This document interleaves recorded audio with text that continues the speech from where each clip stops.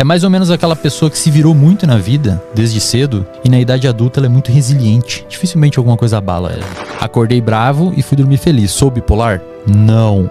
Você não é bipolar. Você teve uma alteração emocional que é perfeitamente normal. Anormal seria se você não tivesse essas oscilações emocionais. Se você se submete a situações pequenas de estresse desde 12, 14 anos, você consegue começar a ficar protegido para os estressores do futuro e o seu organismo meio que consegue ficar mais forte frente a eles. Hoje, a gente sabe do ponto de vista neurocientífico, ou seja, como que o nosso cérebro funciona quando a pessoa está em um episódio de depressão, tá? E a gente sabe também como que o cérebro de uma pessoa estressada funciona.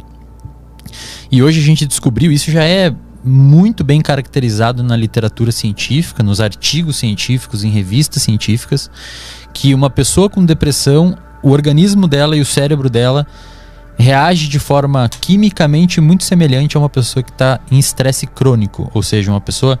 Não é aquele estresse que você surta, mas é sempre uma preocupação, é sempre uma reatividade emocional às situações do dia a dia. Então você fica muito explosivo às vezes, ou você fica muito incomodado com coisas que antes você não ficava.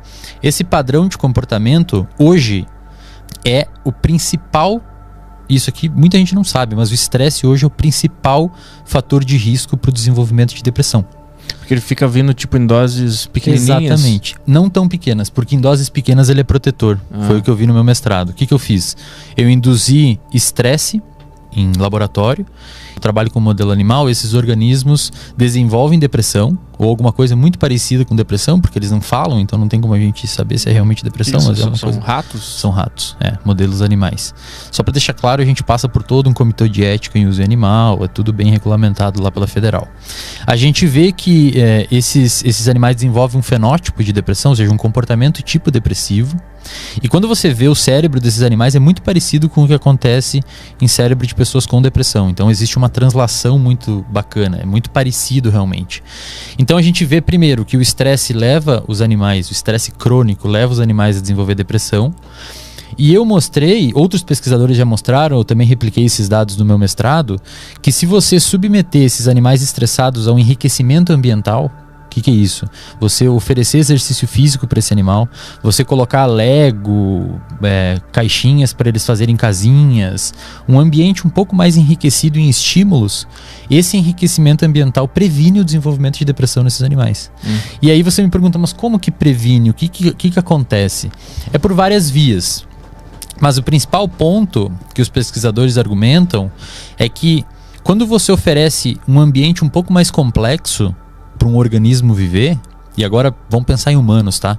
Quando você oferece um ambiente um pouco mais complexo para os organismos viverem, eles têm que se adaptar àquele ambiente. O nosso sistema nervoso central, ele é basicamente um órgão, o nosso cérebro junto com a nossa medula é basicamente um conjunto de regiões que permitem com que a gente receba estímulos, codifique esses estímulos e emita um comportamento frente a esses estímulos. Então, por exemplo, quando você está fazendo uma piada, você é humorista, quando você está fazendo uma piada no stand-up, você está praticando aquilo e você está recebendo de volta um feedback se está funcionando ou não. Se está funcionando, você pode começar a investir mais naquele trajeto da sua piada, porque a galera está te dando feedback positivo. Quando você está tocando violão, você erra uma nota, o seu ouvido escuta isso, interpreta, codifica e você ajusta o controle motor da sua mão para tentar fazer uma nota certa, tá? Então você submeter um organismo a um ambiente um pouco mais enriquecido é um pouco estressante, porque você tem que lidar com essas situações. E esse pequeno estresse, em pequenas doses, protege o animal para um estresse futuro. É mais ou menos aquela pessoa que se virou muito na vida, desde cedo, e na idade adulta ela é muito resiliente.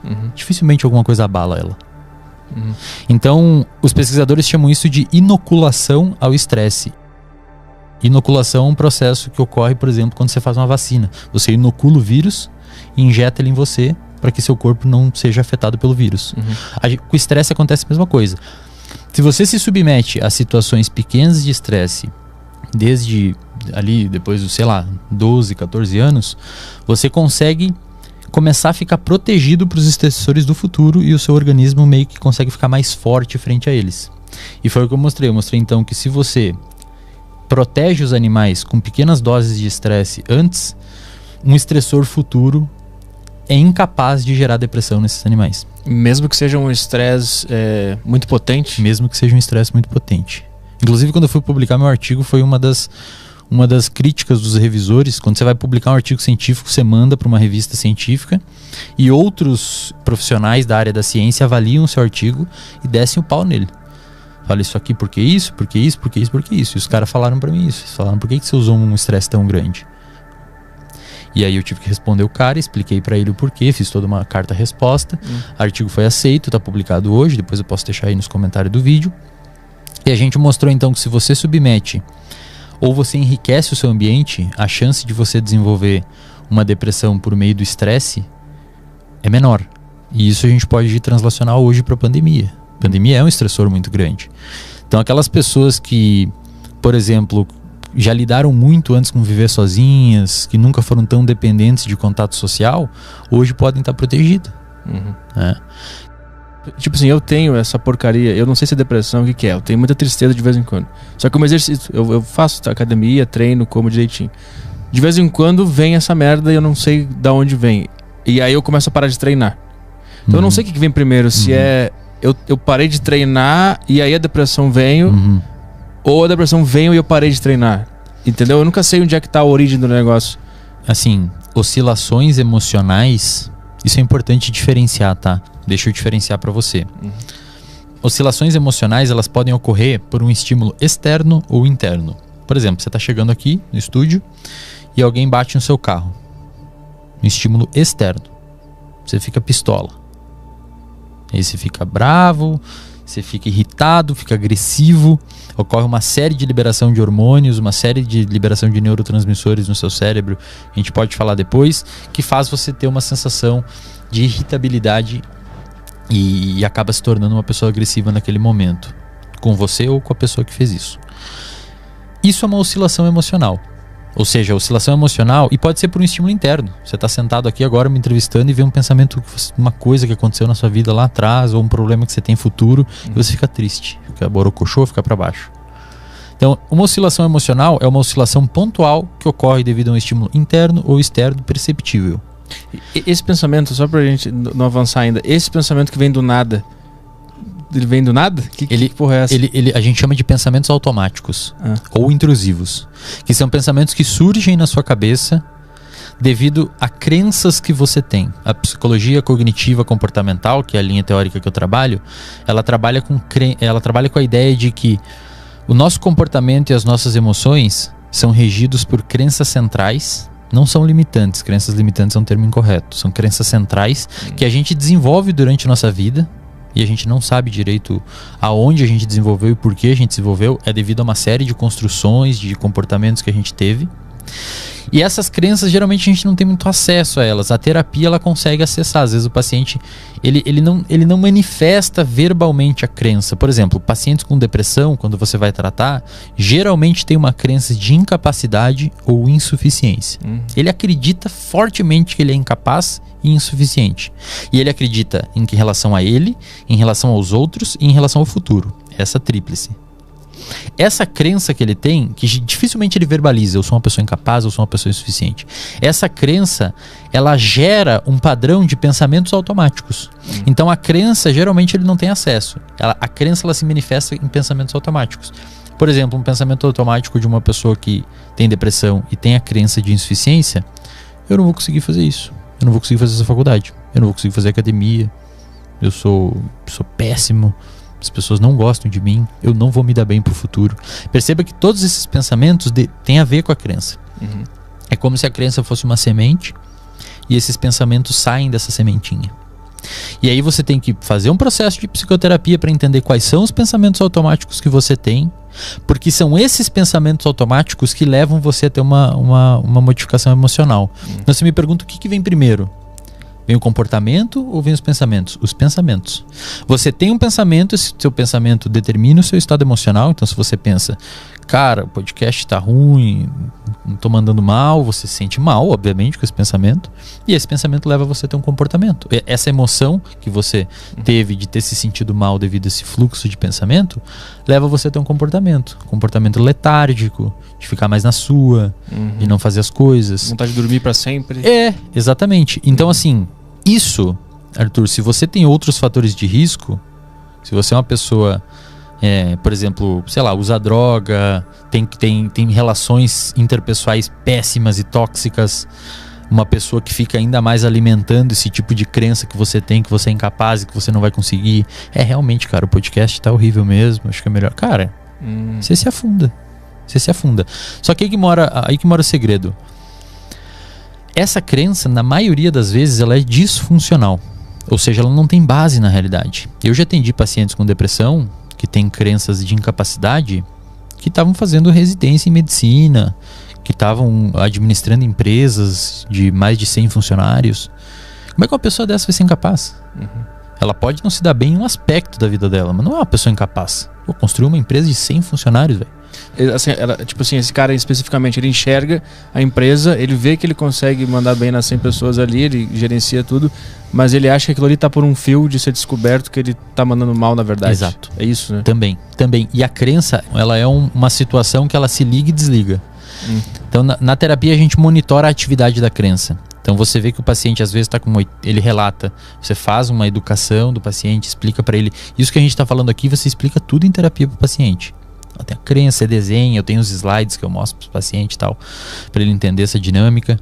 E você pergunta, hoje você considera que a sua crença está quanto ativa? 80%. E aí você vê que o comportamento da pessoa cai. Aí um dia a pessoa está eufórica, melhora, quanto que está a sua crença? 20% ativa. Quase não está me incomodando. E aí você ensina a pessoa a lidar com aquilo. A terapia, ela é um processo, antes de mais nada, educacional, que deve ser aplicada especialmente em oscilações de humor. E aí, terminando de responder a pergunta lá atrás, oscilações emocionais que ocorrem devido a estímulos internos e externos, bater o carro ou pensar no podcast, pode te deixar ficar mal, pontualmente, depois você melhora. A pessoa me pergunta, Eslen, acordei bravo e fui dormir feliz, sou bipolar? Não, você não é bipolar. Você teve uma alteração emocional que é perfeitamente normal.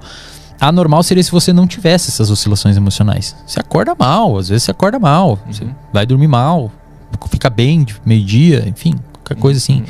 Agora, se essas alterações emocionais ocorrerem e perdurarem no tempo e intensidade, aí é uma alteração de humor. Tanto é que nos manuais de diagnóstico em psicologia, a depressão é um transtorno de humor, não é um transtorno emocional, é um transtorno de humor. Ou seja, o seu humor altera. Você fica triste por muito tempo, você fica triste numa intensidade maior por tanto tempo. Aí você precisa ter um ajuste no que está levando você a ter esse humor triste e como que você está se comportando principalmente frente a isso. Por quê? Porque as pessoas em depressão, elas tendem a ficar hipoativas. Justamente, não saem, não vão à academia. E um dos principais tratamentos, hoje padrão ouro, do ponto de vista científico, em publicações científicas, para tratar a depressão, é chamado de ativação comportamental. Que é o quê? O terapeuta analisa as capacidades de enfrentamento do paciente e, à luz dessas capacidades de enfrentamento do paciente, o terapeuta bola um protocolo de ativação comportamental para aquele paciente começar a fazer as coisas. Então se é um cara que fica na cama o dia inteiro no quarto escuro, então beleza, durante a próxima semana a gente vai começar a abrir a janela. Depois você vai começar a arrumar sua cama e levantar, lavar a louça, sair com o cachorro, devagar. Por quê? E isso é muito maneiro quando você entende isso. Porque nós somos sensíveis às consequências dos nossos comportamentos. E as pessoas não percebem isso. Então se você faz alguma coisa, você é sensível ao que você fez. Você faz uma cagada, você fica mal. Você faz uma parada da hora, você fica bem. Quando a gente consegue alcançar um objetivo e realizar uma tarefa, nós somos recompensados por isso.